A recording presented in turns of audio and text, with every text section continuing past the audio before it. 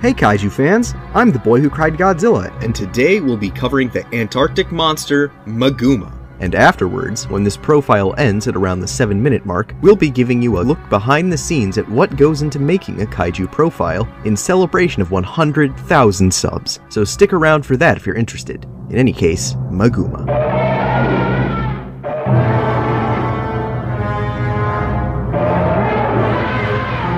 A prehistoric reptile with an uncanny resemblance to a walrus, MAGUMA was awakened from his slumber in Antarctica by jet pipes placed there by the United Nations to propel Earth out of the path of the rogue star Goroth. The monster lashed out, but a United Nations VTOL quickly dealt with him. Though his role in Goroth was widely viewed as superfluous, MAGUMA has managed to escape complete obscurity as part of Toho's Daikaiju catalog, landing a handful of appearances in Godzilla-related media.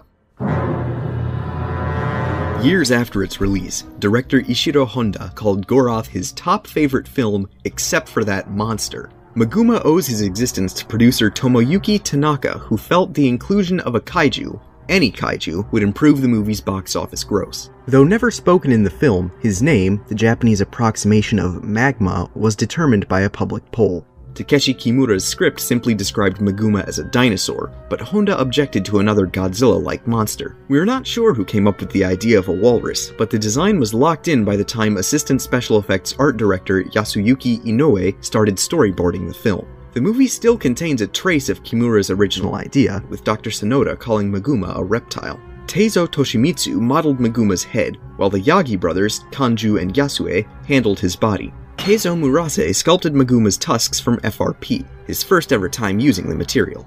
The suit was painted brown, with an apparatus installed in its eyes to allow them to glow blue. Fire-retardant material was applied to the suit in order to prevent the flames given off by the jet pipes from igniting it during filming. A two-shaku, Japanese foot ginyal, or hand-operated puppet, of MAGUMA was employed for close-ups and fine movement. This ginyal was operated by modeling staff member Eizo Kaimai. Assistant Director of Special Effects Teruyoshi Nakano recalled that Katsumi Tezuka played MAGUMA in most of his scenes, while Haruo Nakajima wore the suit during the scene where the creature is surrounded by the jet pipes. However, Nakajima himself didn't remember playing MAGUMA at all. Since both men provided these accounts for books published about 50 years after Goroth's release, we may never know the truth. Thwarting Tanaka's theory, Goroth did rather poorly at the box office, but this wouldn't be the end for MAGUMA. Tsuburaya Productions borrowed the suit to depict Todora in episode 27 of their 1966 show, Ultra Q. Whiskers were added to the costume's face and its eyes no longer glowed.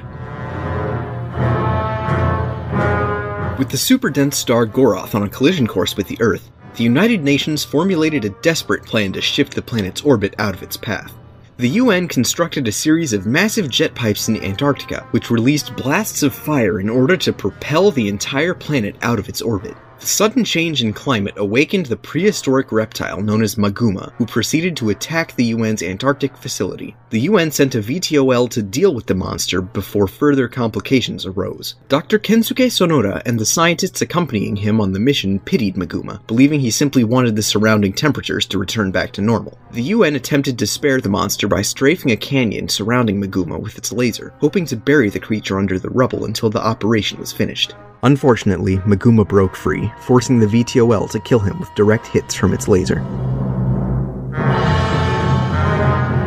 MAGUMA uses his large flipper-like forelimbs to damage a jet pipe power station. He also shrugged, being completely buried by a large avalanche, easily freeing himself from the rubble. MAGUMA is never seen using his massive tusks in combat during his film appearance, but he does use them to bite military units in the game Godzilla Defense Force. Finally, according to Godzilla Monsters All Overall Encyclopedia, MAGUMA is capable of swimming at speeds up to an impressive 200 kilometers per hour.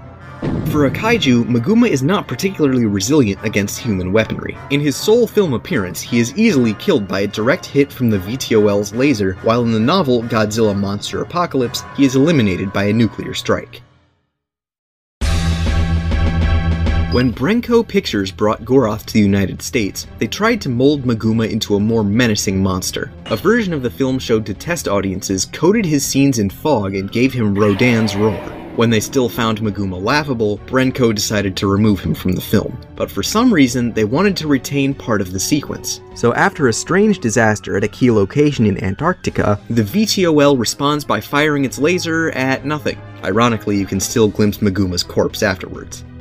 In recent years, a lot of vintage kaiju art from Asahi Sonorama books has made the rounds online. Packaged with flexi discs, these books often depicted kaiju showdowns that never happened in the films. In 1966, Maguma teamed up with a horde of Earth monsters to fight King Ghidorah, Dogora, and Mogira for Giant Monster Battle: 30 Monsters Rampage.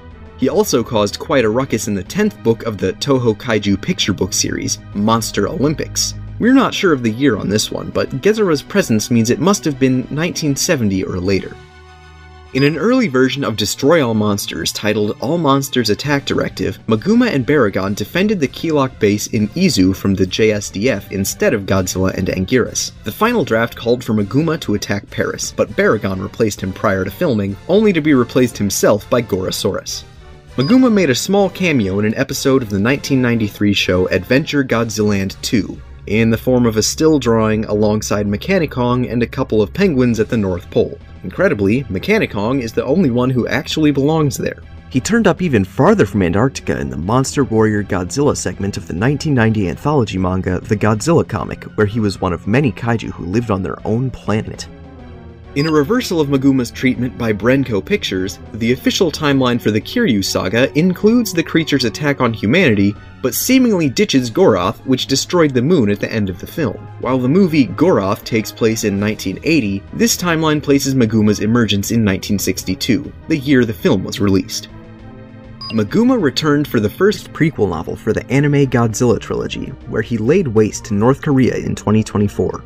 Before he could reach South Korea, however, the United States killed him with a tactical nuclear weapon, the first ever used against a kaiju.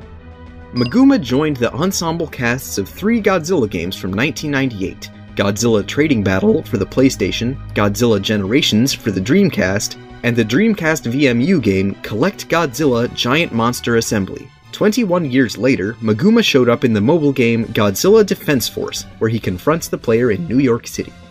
That's all there is for Maguma.